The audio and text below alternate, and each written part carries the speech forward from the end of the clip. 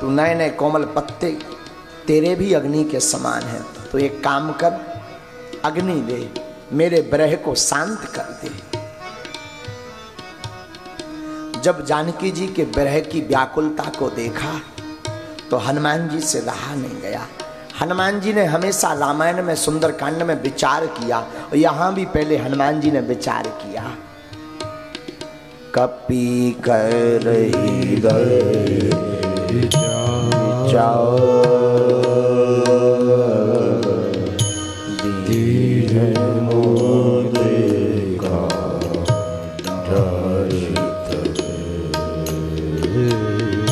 कपि कर हृदय विचार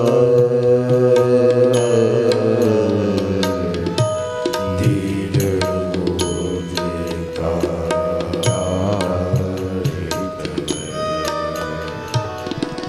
जनु अशोक अंगार दीन हर्ष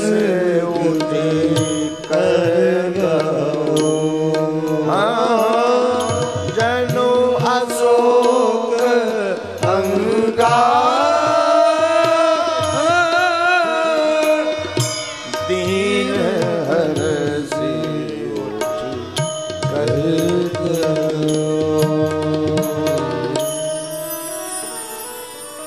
जानकी जी रोती नहीं। हनुमान जी ने जब विरहा अग्नि को जानकी जी की प्रबल को देखा तो हनुमान जी ने विचार करके जो मुद्रिका राम नाम अंकित सुंदर वाली मुद्रिका लेकर आए थे, हनुमान जी ने जानकी जी के सामने गिरा दी, डाल दी। और जैसे ही मुद्रिका डाली तो जानकी जी को लगता है अशोक वाटिका ने शोक हमारा हरण कर लिया, लगता है अग्नि भेज दी। जानकी जी ने उठाई, और जैसे ही उठाई मुद्रिका को देखा तो मनोहर मुद्रिका, ये वही मुद्रिका है जो हमने उतार करके राम जी को केवट के समय दी थी। ये राम नामी वही मुद्रिका है। लेकिन जानकी जी सोचने लगी, मन में हर्ष भी है कि शायद राम जी ने अपनी निशानी भेज दी, पर विषाद भी है कि मुद्रिका आई कहां से। मन में सोचने लगी, राम जी तो अजय हैं, कोई जीत नहीं सकता, फिर ये मुद्रिका कहां से आई। और जैसे ये विचार किया उसी समय हनुमान जी सीता मन विचार करना ना मधुर बचन बोले हनुमान रामचंद्र गुण बरने लागा सुनते सीता कर दुख। हनुमान जी राम जी की कथा सुनाने लगे, राम कथा सुनाने लगे। जानकी जी राम कथा सुनकर के बड़ी प्रसन्न हुई। किसी ने पूछा कि हनुमान जी अशोक वाटिका में पेड़ के ऊपर क्यों बैठे, छिपे हुए क्यों बैठे। देखो बहुत अच्छी बात याद आ रही है, इसे जीवन में उतार लेना। राम जी के चरित्र को वही उभार सकता है जो अपने आप को छिपा करके रखे, सब नहीं। अच्छा, फिर हनुमान जी ऊपर बैठ करके क्यों बात कह रहे हैं, नीचे भी तो आ जाते हैं। अशोक वाटिका पर से ये लीला क्यों कर रहे हैं, क्योंकि हनुमान जी को लगा कि हम कुछ देर में वक्ता बनने वाले हैं, और वक्ता भले ही छोटा हो पर श्रोता से हमेशा ऊंचे होता है। इसलिए हनुमान जी अशोक वृक्ष के ऊपर बैठे और राम जी को, राम की कथा जानकी जी को सुनाने। हनुमान जी महाराज माँ जानकी जी को कथा सुनाते हैं, और सुनते ही सीता कर दुख भागा। राम की कथा को सुनकर के जानकी जी का दुख भाग गया। पूछो क्यों? संसार की ब्रह वेदना से बचना है तो राम जी रूपी चंद्रमा की कथा को अपने श्रवणों से सुनो, कानों से सुनो, श्रवण रंध्रों से। जो राम जी की पावन गाथा को सुनता है उसकी ब्रह वेदना प्रायः विराम हो जाती है। जानकी जी बड़ी प्रसन्न हुई। पर याद रखना, केवल सुनना नहीं, सुन करके उनका मनन करना भी बड़ा आवश्यक है। राम कथा तो कितनी नहीं हो गई, भारत में जहां तहां देखो तो राम कथा, जय हनुमान ज्ञान गुण सागर से लेके सब कथाएं हो गई। पर आगी को लगो ना वक्ता हमारे जैसो सुधर पाओ, ना तुम्हारे जैसे श्रोता सुधर पाए। हा? एक जगह भाई राम कथा, तो वक्ता ने पूछा कि भाई बताओ, किसी को कोई संदेह तो नहीं है, कोई प्रश्न तो नहीं है, कोई जिज्ञासा तो नहीं है।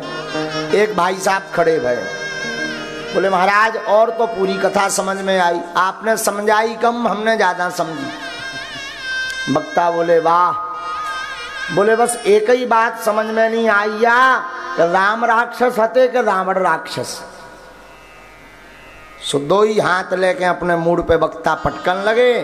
अब महाशय बोले नहीं नहीं नहीं, बताओ बताओ बताओ, देखो हमने कठिन प्रश्न कर दिया ना, इसीलिए मूड पका रहे हो। वक्ता बोले भैया क्या बता दे। बोले भैया न राम राक्षस हते न रावण राक्षस, हम राक्षस हते जो 9 दिनों में तुम्हें न समझा पाए। आओ बोलो सीताराम। तो ये हाल है आजकल भैया कथाओं का। तो कथा जीवन में तभी कल्याण करती है जब आप उस कथा का मनन करके जीवन में उसे उतारें, अपने चरित्र में उतारें। इसलिए राम कथा का नाम है रामचरित्र मानस। राम जी के चरित्र को जो अपने जीवन में मनुष्य उतार लेता है वही श्रेष्ठ राम अथवा मानव कहलाता है। ये राम कथा का सार है। रामचरित्र मानस का आप उल्टा कर दो, मानस चरित्र राम। जिस मनुष्य का चरित्र राम जैसा होता है वही रामचरित्र का अर्थ जान पाता है। ये राम कथा का सार है। और राम कथा बड़ी सरल है और बड़ी कठिन है। कहना बड़ा कठिन है, सुनना बड़ा सरल है। कहा है भैया? अच्छा कछू जाए तो कहा है मतलब एक विद्वान होते हैं बड़े अच्छे वृंदावन में, वो कहा करते थे, बड़े स्नेही हमारे परम मित्र हैं। बोले महाराज राम कथा है कहाँ? एक राम हते, एक रावण्णा, एक क्षत्रिय हतो, एक बम्मन्ना, वाने बाकी नार चुराई, सो उन दोवन की भई लड़ाई। राम ने मारो रावण्णा, तुलसिया लिख गए पोथन्ना। इतनी सी तो राम कथा है। राम कथा कौन बड़ी है? तो लो अब एक अर्थ में ऐसा भी मान लो, बात बिल्कुल सही है। एक अर्थ में तो ऐसा भी मान लो कि जन्म लो, ब्याह करो, लड़का बारी करो, मर जाओ। एक ये भी अर्थ है जीवन का। जीवन का कोई अर्थ पूछो तो एक ये भी है। और एक ऐसा भी जीवन है कि जन्म लो और जन्म लेते ही प्रभु नाम सेवा में, गुरु सेवा में, संत सेवा में, गौ सेवा में, गोविंद सेवा में, गोपाल सेवा में, गायत्री सेवा में, गंगा सेवा में लग जाओ, सोई ठाकुर जी को पा जाओ। एक जन्म ऐसा भी है। अब आप कौन सा जन्म जी रहे ये आपके ऊपर है। राम कथा केवल आप कानों से लेकर के 3 घंटे तक के लिए सुन रहे या 3 घंटे से कुछ सार निकाल करके जीवन भर के लिए रख रहे, ये आपके ऊपर है। महाराज पहले कथाएं होती तो खूब पुष्पक विमान आओ करते, आदमी जिंदा तर जाते। अब तो जहां देखो तहां कथा लगे, भागवत लगे, राम कथा, एक पूरी नहीं हो दूसरी शुरू। महाराज क्या बात है, भागवत और राम कथा बदल गई का? बदल तो नहीं गई यार, वही है का? बोले हाँ। तो फिर ये पुष्पक विमान क्यों नहीं आ रहा? अरे पुष्पक विमान तो छोड़ो, बैलगाड़ी लो नहीं आ रही है। तो ना तो राम कथा बदली ना भागवत बदली, अंतर इतना है गोस्वामी तुलसीदास जैसा, कागभुसुंडी जैसा, भूत भावन महादेव जैसा, याज्ञवल्क्य मुनि जैसा ना तो कोई वक्ता बचा है, और गोस्वामी के मन जैसा है, पक्षीराज गरुड़ जैसा, भरद्वाज मुनि जैसा, माँ पार्वती जैसा ना कोई श्रोता बचा है। अगर ये दोनों पुनः जुड़ जाएं तो फिर भी तारने का काम राम कथा करने लगेगी। रामचरितमानस में 4 घाट हैं, 4 जगह पूरी जगह में रामायण में 4 जगह कथा चली। एक जगह गोस्वामी तुलसीदास जी सुना रहे, एक जगह भूत भावन महादेव सुना रहे, एक जगह कागभुसुंडी जी सुना रहे, और एक जगह याज्ञवल्क्य मुनि जी सुना रहे भरद्वाज को। कि भरद्वाज मुनि सुना रहे याज्ञवल्क्य को, हाँ उल्टा तो नहीं कह रहे हैं, सीधा अपने हिसाब से कर भी लेना। हाँ अगर उल्टा हो भी जाए अपने हिसाब से सीधा कर भी लेना, क्योंकि हम हमेशा बोलते हैं सैटेलाइट को सिस्टम है, जय श्री राम जी बुलवा दें सो जय जय। और आज हमें एक बड़ा कहते हुए बड़ा दुख है, वर्तमान की परिस्थिति में हम राम कथाएं तो खूब कर रहे, खूब हनुमान जी के मंदिर बना रहे, खूब जय हनुमान ज्ञान गुण सागर भूत पिशाच निकट नहीं आवे गा रहे, खूब हनुमान जी को लड़ुआ चढ़ा रहे, पर कुछ अमानवीय कृत्य भी हमारे समाज में किए जा रहे जो घोर निंदनीय है। हनुमान जी की मूर्तियों को खंडित विखंडित किया जा रहा है। हमारी प्रार्थना है प्रत्येक सनातनीय हिंदुओं से, इनके ऊपर घोर कड़ी कार्रवाई होनी चाहिए। जो भगवान के मंदिर और विग्रह को तोड़ने का दुस्साहस करें, इनको ऐसा भगवान तो दंड देंगे ही देंगे, पर कानून को भी ऐसा दंड देना चाहिए कि जीवन में कोई भी विधर्मी व्यक्ति भगवान की तरफ उंगली उठा करके ना देखे।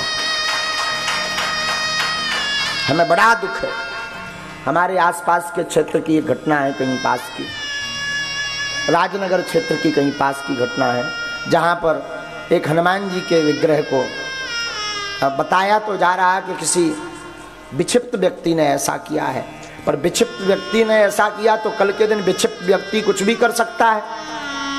इसलिए हम घोर सबसे हिंदुओं से सनातनियों से निवेदन करेंगे कि आप सब ऐसे भगवान के ऊपर जो कुठाराघात करते, भगवान ने क्या बिगाड़ा, तो बुरा मत मानिएगा। भगवान को तोड़ने का दुख नहीं है, क्योंकि भगवान कभी टूटते ही नहीं।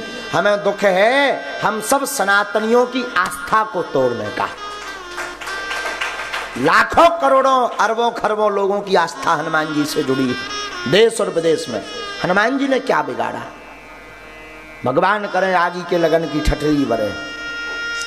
लेकिन हम सनातनीय हिंदुओं से निवेदन करेंगे, अपने आसपास के मंदिरों की रक्षा के लिए प्रत्येक हिंदू रोज अपने अगल बगल के मंदिर में सुबह शाम आरती में जरूर जाए। रोज सुबह अथवा शाम प्रत्येक हिंदू आसपास के मंदिर में आरती में सम्मिलित होने जरूर जाए, ताकि विधर्मी के मुंह पर तमाचा लग सके और कोई विधर्मी मंदिर अथवा मंदिर के ऊपर अनैतिक कृत्य करने का अथवा इस प्रकार का दुस्साहस भगवान के विग्रह से करने का करे तो उसको ऐसा दंड दिया जाए, समाज भी दे और कानून भी दे। लेकिन हम पुनः कहेंगे सभी हिंदू एक हो। सनातनीय संस्कृति को बचाने के लिए मंदिरों ने क्या बिगाड़ा? हमारे आदि जगत गुरु शंकराचार्य ने मंदिरों को मठों को इसलिए बनाया ताकि हिंदू कम से कम एक जगह आकर के एक तो हो सके, इसलिए बनाया। मंदिर बनाने का, दान पेटी रखने का कोई ध्येय नहीं था शंकराचार्य जी का, ना आदि जगत गुरु जी का। ना तो दान पेटी रखने का था, ना मंदिर से राजनीति करने का था। आज जगत गुरु शंकराचार्य ने मंदिरों को इसलिए बनाया कि हिंदू एक साथ हो सके मंदिर में आकर के। तो मैं प्रार्थना करूंगा, निवेदन करूंगा कि इस प्रकार के कृत्यों पर भारत शासन, भारत सरकार कठोर कानून का अपना प्रभाव दिखाते हुए ऐसे विधर्मियों को कड़ी से कड़ी सजा दें। और व्यासपीठ से हम प्रार्थना करते हैं जो ऐसे विधर्मी हैं, जो भगवान की मूर्ति पर विक्षिप्त करते हैं अथवा कुछ भी ऐसा कृत्य करते हैं, भगवान करे उन्हें सद्बुद्धि हो, आगे के लगन की ठठरी बरे। हाँ, जो संतों का विरोध करवें, सत्य का विरोध करवें, सनातन का विरोध करवें, किसी धाम का विरोध करवें, उसकी ठठरी बरे। और जो राम जी की जय जयकार करवे, जो राम का काज करवे, उसके घर में जय जयकार होती रहे। तो हम आज की कथा यहीं हिंदुओं को आवाहन करके वाणी को विराम करेंगे कि सब हिंदू एक हो, सब सनातनी एक हो।